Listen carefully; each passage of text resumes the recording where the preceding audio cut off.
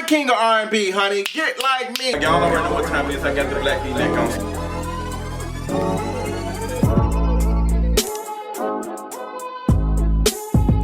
What's going on, y'all? It's time for another King of R&B TV video. I know y'all looking like, girl, not this Easter bunny said. That's all I got for y'all today, honestly. A lot has happened. Do I say that every time? But girl, we got to talk about a couple of these topics, honey. Y'all, we got folks over here fighting over who is the king of R&B. Like, y'all wouldn't have thought that this was some plaque that folks were passing out the way everybody was saying, I'm the king of R&B, I'm the king of R&B, but sis, does it really matter? And while you talking about who is the king of R&B, how's somebody asking you, are you a valet driver? Let's get into it. Are you valet? I'm not valet, baby. Let's start from the top. I know y'all are upset with me, and I apologize for not having the clip of me talking about Michelle Williams and her colonizer. I do apologize, so I'm gonna review that really quickly for y'all. So Michelle Williams, as you all know, Michelle Williams and her colonizer Chad have broken up. Girl, God sent her a pastor, and she passed right by us. I'm a pastor peach. I don't blame Michelle Williams, girl. First of all, he was whatever, and he was yeah, so girl, like Michelle Williams, you in this never would have made it cooch that you got going on. Like, girl, find you a man, and if he's some big dick man who out of control or something or whatever, what do you consider out of control? Find him. He might be good enough for your spirit, Michelle, because girl, you might need somebody to balance, because you try to do all this Christian, all this stuff, and now you dropping singles and stuff. Talking about some, what was the name of her single? We don't know the name of her singer, it really don't matter. But girl, find you something, find you a balance, because that man wasn't balanced. The only thing he wanted to do, honestly, I wouldn't be surprised if he referred to his penis as a cock. So you should have went on and flew by that mess. So girl, Michelle Williams, like, honestly, I just want you to find a thug. Find you a thug. I think a thug would be really cute for you. You can find a thug in the West End area since they all out there, ain't it? But speaking of thugs, we got to talk about our good Judy. Lil Mama got a message for Bow Wow ass, and she ain't playing. Let's just be clear that I will smack the shit out of you. Period. So on Growing Up Hip Hop, a show I do not watch as of right now. There's too many shows on right now. On Growing Up Hip Hop, apparently Bow Wow's ex-girlfriend or girlfriend at that time, my girl got a girlfriend, been popping off like Offset talking about some y'all won. And so she has made some comments and stuff, and Bow Wow has made some comments as well of saying that anybody can get Lil Mama, like she easy and all that. And Lil Mama said, girl, do not play with me. So she got on Instagram, honey, she pulled a Cardi B. She said, let me tell you something. I will slap the shit out of you. Bitch, when she said that, I hit the floor. I was like, girl, you better tell him. Like Lil Mama said, we've been knowing each other too long. Like, I remember you when you used to prepare your shirts to rip off the stage. Like, we go back way back. So don't you ever disrespect me like that. That was some boss ass shit. Honestly, Lil Mama, at that time, the way she was going off, girl, she could have put a strap on and got me, honey. Like, girl, that was, girl, I don't blame Lil Mama, because Bow Wow, girl, you doing too much. And then, like, I just Bow Wow, you are lame. Like, you lame.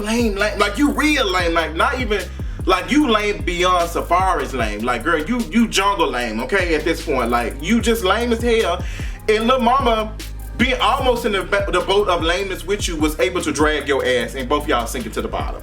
I mean, Lil Mama literally performed at a kid's picnic party or some shit. But the way she dragged you, girl, she might have been up there with Alicia Keys and Jay-Z up there singing, bitch. New York, concrete jungles. Girl, I don't know. And it must have really bothered Lil Mama, because Lil Mama is normally not that person to do that. She's not, but I don't blame her for taking his ass to task, because sometimes you gotta take these men to task, okay? Speaking of taking folks to the task, we gotta take these folks out here talking about they the king of R&B to task. So, as you all know, Jacquees did an interview or something, and he just basically said, I am the king of R&B of this generation.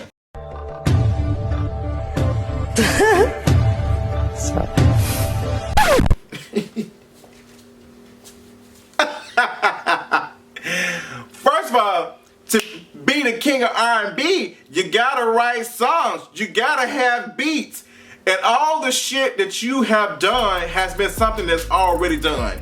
And not done 5-10 years ago, because you've done that too, but you literally take music that's on the radio and you redo it and do a video for it. Jacquees, can't nobody take you serious until you come up to your own craft. Like, you really are a karaoke artist, and you are not the king of R&B. You're just not, you're not the king of R&B, period. Like, you're not there.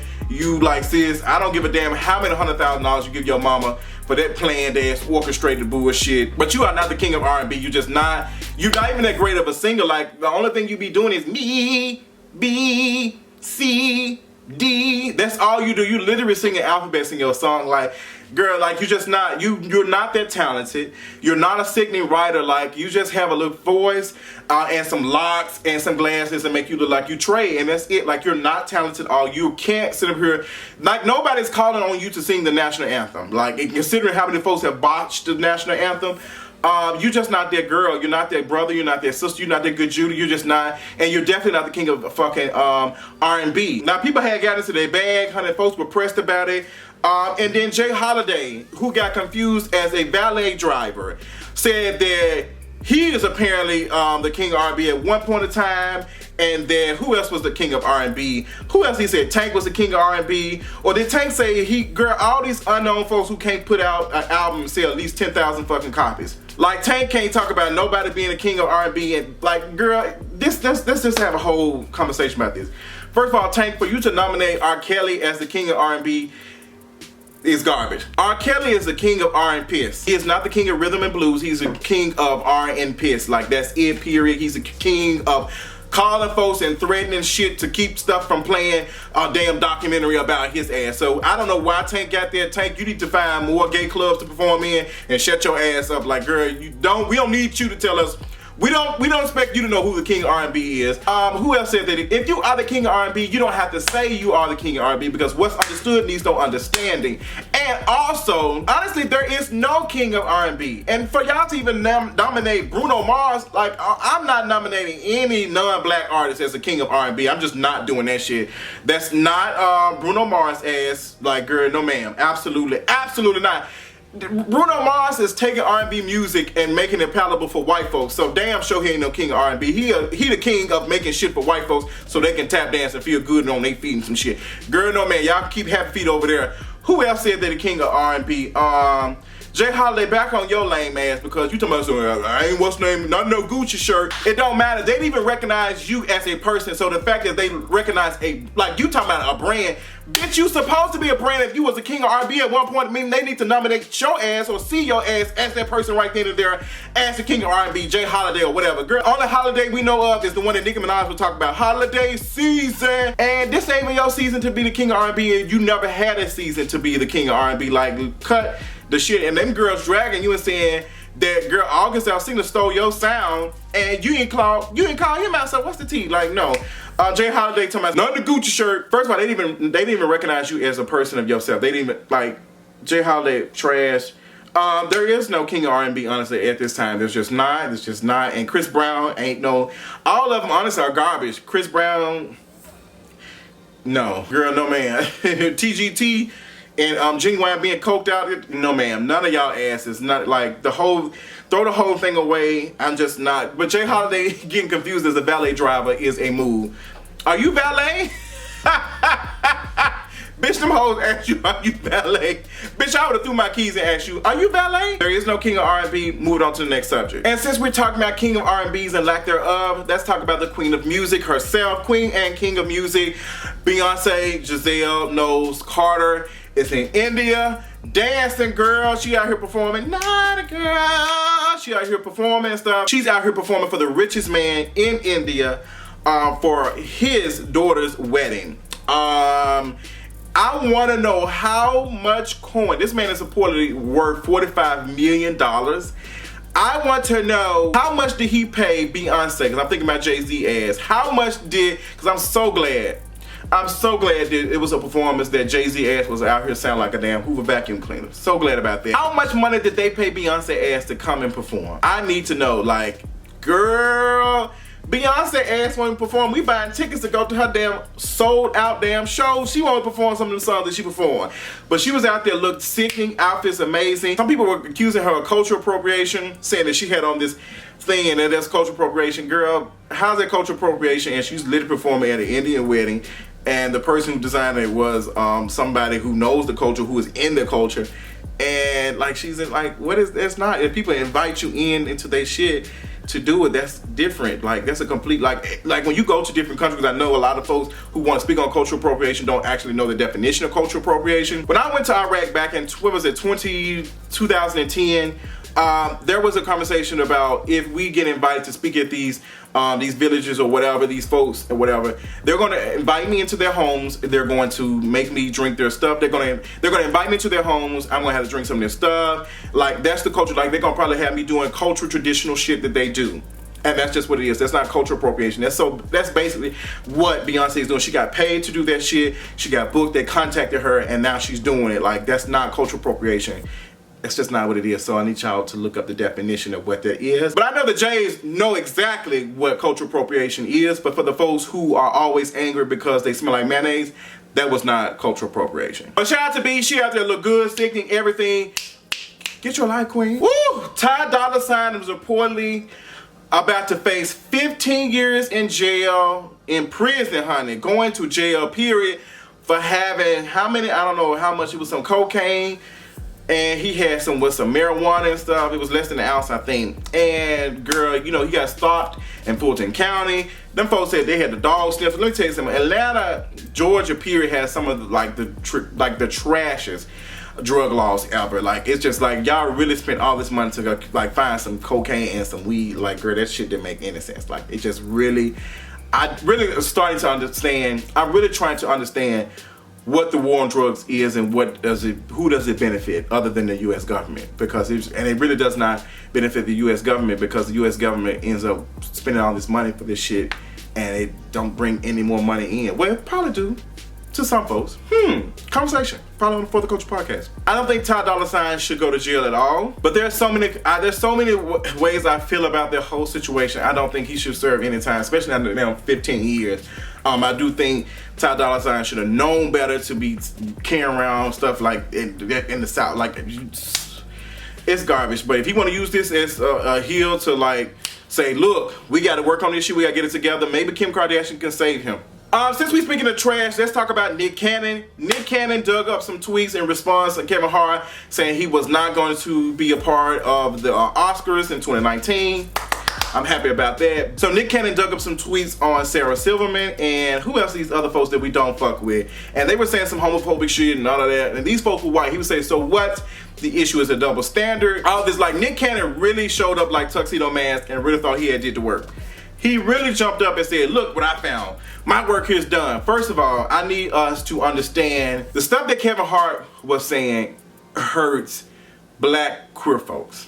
Okay, that's understand. Let me break that down, because Kevin Hart has black kids, and who knows, one of his children might identify as trans, bisexual, lesbian, or queer, like across the spectrum, or they might be pansexual. They might be a whole bunch of shit. So for Kevin Hart to say that, like people like myself who had parents who had that same type of ideology of I don't want any queer children, I don't want any gay kids, they end up getting them anyway, because you saying that you don't want gay kids does not mean a goddamn thing. You more than likely, you're still probably gonna get them regardless. That shit doesn't, you putting that shit out does not mean a goddamn thing.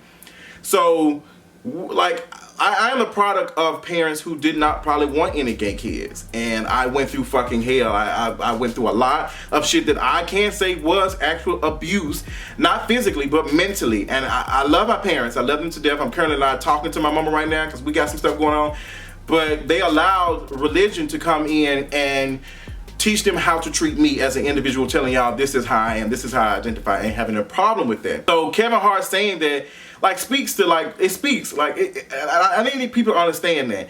Now the double standard, I told you, and even in my Kevin Hart video, I said that white people see themselves as gay before they do white. They live in a white supremacy world. They are the product of all this shit. They've created it. It supports them. So they don't see nothing. All they see is white. So of course they're gonna want to be oppressed in some sort of way and say like, girl, I experienced shit too. I experienced hardships. So they're gonna say, girl, no, we ain't gonna deal with this gay shit. Also, we're not going to excuse anybody of homophobia. We're just not. Like, all of it is garbage. I don't give a damn if you white or black. All of it is garbage. And it hurts folks. The problem with Kevin Hart is that he didn't want to take ownership like he never does. Even with the fucking party he did for the Cowboys and Indians. Even the party he did, there's a theme of Cowboys and Indians and shit. That theme party, even when folks called him out and said and telling him how insensitive it is, he didn't see no issue with it. And then he just never takes accountability. So, Nick Cannon, you really did not do shit when you pulled up them tweets. That shit, first of all, we don't even fuck with Sarah Silverman. And we damn sure don't fuck with that woman who Oprah be lifting up because she don't like Monique. I can't even think of her damn name. Well, Amy Schumer, we don't fuck with none of them folks. So, what are you saying? Who are you talking to? And, like, what are you saying? First of all, these folks are white. They don't give a damn. They don't give a damn. And we already say we don't fuck with them. So what's your issue? Like, Nick Cannon, like, bro, shut up. And honestly, I've seen clips of how Nick Cannon treats his child. Like, he made fun of him, one of them for, liking Ugg boots or some shit. Like, Nick Cannon, he got his own shit to be worried about. Like, I don't have time for that toxic masculinity bullshit. Now, I thought that Nick Cannon was cool, but he really stuck in some shit with this. And all these other black comedians were trying to support Kevin Hart tap dancing ass. Girl, y'all can have his ass. I don't give a fuck about it. But that's all I got. I just want to give y'all a cute King of R&B TV video. I love y'all and I appreciate y'all for supporting me so much. I am getting ready to drop a wish list of all the stuff that can help King of R&B's brand. I know some folks were asking, emailing and even commenting and saying, hey, Justin, are you doing a wish list this year like you did last year for your birthday? So I decided to do a Christmas wish list for stuff that will help the brand grow and continue to give y'all sickening ass content.